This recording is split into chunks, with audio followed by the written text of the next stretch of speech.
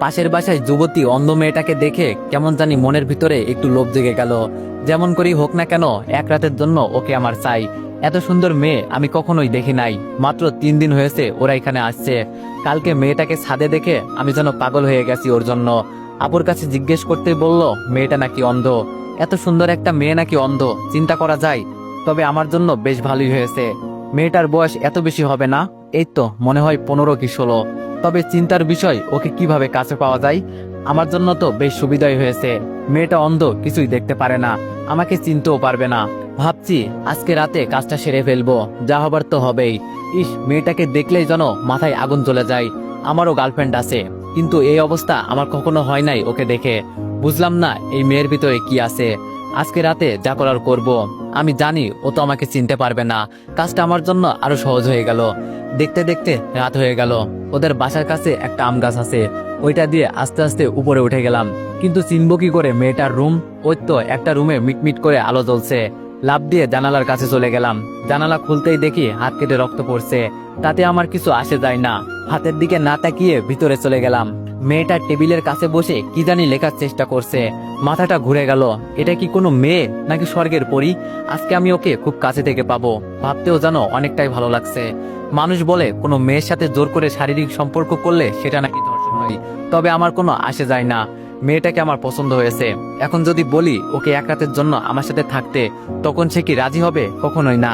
তাই আমার পথ আমাকেই অবলম্বন করতে হবে। আমার যে খুব ইচ্ছা ওকে কাছে পাওয়ার, সেটা তো কখনোই পূরণ হতো না যদি ওর সাথে জোর করে শারীরিক সম্পর্ক না করি। দরজার কাছে গিয়ে দরজাটা ভালো করে বন্ধ করলাম। ভিতর থেকে যদি গরুর মতো চিৎকার করলেও বাইরে কেউ শুনতে পারবে না। মেয়েটার পিছনে গিয়ে দাঁড়ালাম। ওর শরীর থেকে আলাদা একটা সুঘ্রাণ বেরোচ্ছে, যেটা আমাকে আরো পাগল করে দিচ্ছে।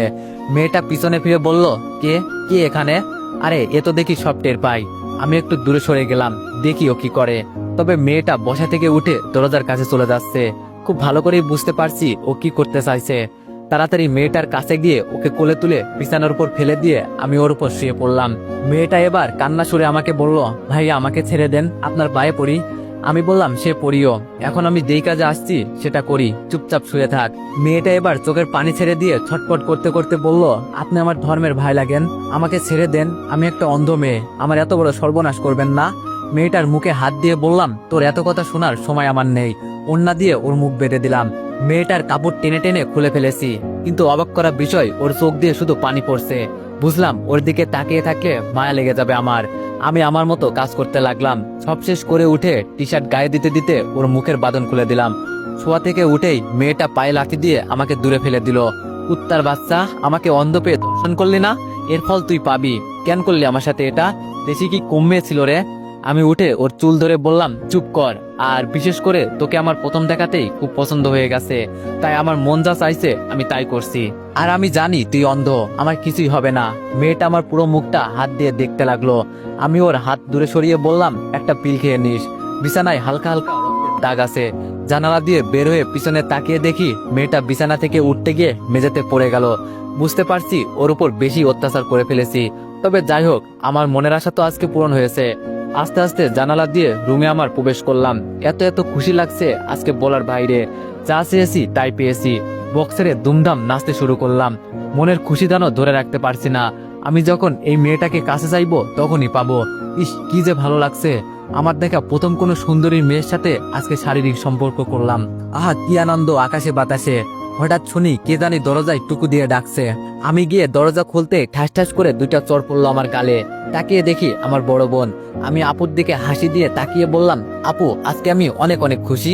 আপু রাগী দৃষ্টিতে তাকিয়ে বলল, এই মাঝরাতে তোর নাচার সময় আমরা কি তোর জন্য ঘুমাতেও পারবো না একটুও? আমি বললাম, সে পরে ঘুমিয়ে নিস, আগে আমার সাথে নাচ। আমি আপুর হাত ধরে নাচাতে লাগলাম। ওই যে নাগিন গানে, ছেলেরা এই গানে খুব নাচতে পারে। রুমে পড়ে থাকা লাঠিরা দিয়ে আপু ইচ্ছে মতো আমাকে মারতে লাগলো। একটু পর আম্মু আব্বু সব ভাইয়া রুমে চলে আসলো। আমি আম্মুর কাছে গিয়ে দাঁড়িয়ে বললাম, তোমার মেয়ে আমাকে মারছে, দেখছো আম্মু? আপু আমার দিকে তেড়ে এসে বলল, তোরে মারবো না তো কি আদর করব? জানো আম্মু তোমার ছেলে কি করেছে?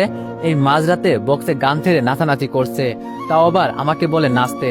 বাবা রাগী দৃষ্টিতে তাকিয়ে বলল, কিরে দীপু, মাঝরাতে এটা কি শুরু করলি? আম্মু বলল, বাবা কি হয়েছে হঠাৎ তোর? আমি খুশি মনে বললাম, আম্মু আজকে আমি অনেক খুশি, যা চেয়েছি তাই পেয়েছি। ভাইয়া আমার দিকে তাকিয়ে বলল, দেখ দীপু, এই মাঝরাতে আমরা কেউ তোর নাটক দেখতে আসি নাই। যা গিয়ে ঘুমা, এই খুশিতে আত্মরা হলে হবে না, সকালে এই খুশি প্রকাশ করিস।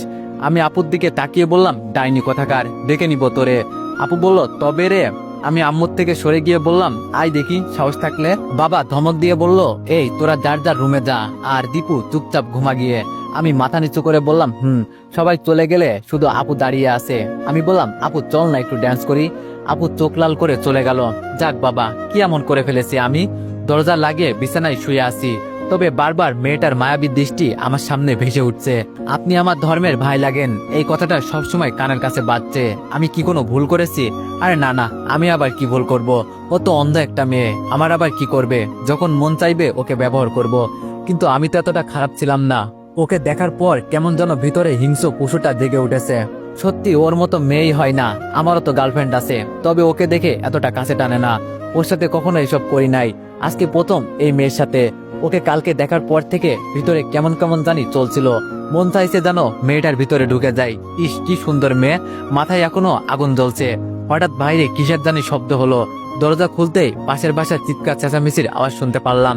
হয়তো জেনে গেছে যে ওর মেয়ের সাথে কেউ শারীরিক সম্পর্ক করেছে। তবে আমার কি, আমার কাজ আমি সেরে ফেলেছি। হঠাৎ পিছন থেকে আপু বলল, কি হয়েছে রে দীপু? এইসব কান্না চিৎকার চেঁচামেচির আওয়াজ কোথা থেকে আসছে? আমি বললাম, এখন যাবি? সকালে যাই, এত রাতে যাওয়া ঠিক হবে না। আপু আমার দিকে রাগী দৃষ্টিতে তাকিয়ে বলল, আরে বোকা, বিপদ কি আর বলে আসে, কখন কার কি হয়? আপু আমার হাত ধরে বাইরে নিয়ে গেল। এখন আমার ভয় করছে, যেন ধরা পড়ে না যায়। বুকের ভেতরটা মুচড়ে উঠলো, বুকটা 3 ইঞ্চি ফাঁক হয়ে সমুদ্রের ঢেউয়ের মতো লাফাতে লাগলো। কলিং বেল বাজাতেই আপুর বয়সী একটা মেয়ে দরজা খুলে দিল। আপু জিজ্ঞেস করলো, কি হয়েছে ভিতরে?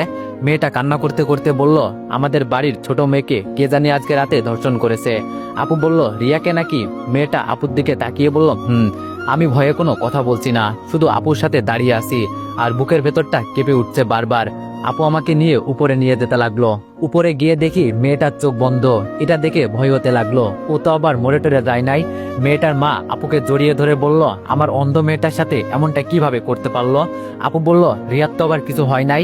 রিয়ার আম্মু কান্না করতে করতে বলল, না তেমন কিছু হয় নাই, তবে ওকে হাসপাতালে নিয়ে যেতে হবে। হঠাৎ একটা ছেলে বলে উঠলো, ওকে আমি ছাড়বো না। আমার বোনকে যে ধর্ষণ করছে না, ওর কলেজাটা আমি বের করে নিব। আমার বাবা সেনাবাহিনীর মেজর, আর আমি এই থানার ওসি। আমার বোনের সাথে নষ্টামি। ছেলেটা কান্না করতে করতে বলল, আমি ছাড়বো না ওকে। বিশ্বাস করেন ভাই, ছেলেটার কথা শুনে আমার কলেজার পানি আর নাই। দূর, কেন দিয়ে এসব করতে গেলাম? এখন আমি যে কোনো সময় অজ্ঞান হয়ে মাটিতে পড়ে যেতে পারি, এমন অবস্থা হয়েছে আমার। হঠাৎ দেখি বিছানায় এক কোণে আমার হাতের ঘড়িটা পড়ে আছে। ওর সাথে জোর করার সময় এমন হয়েছে হয়তো। আজকে আমি শেষ। আপুকে ছেড়ে আস্তে আস্তে লুকিয়ে ঘড়িটা হাতে নিয়ে পকেটে রেখে দিলাম। তো এভরিওয়ান, তোমরা অনেকেই দেখতাছি গল্পটিতে বাজে মন্তব্য করতেছো। তো তোমাদেরকে বলি, ফার্স্ট পার্ট দেখেই কেউ বাজে মন্তব্য করবেন না। আগে পুরো গল্পটি শুনুন, তারপর না হয় যা ইচ্ছা তাই করেন। আর শেষ পর্যন্ত শুনে যদি গল্পটি ভালো না লাগে, তাহলে আমাকে আনফলো প্লাস আনসাবস্ক্রাইব করে দিয়েন। ধন্যবাদ।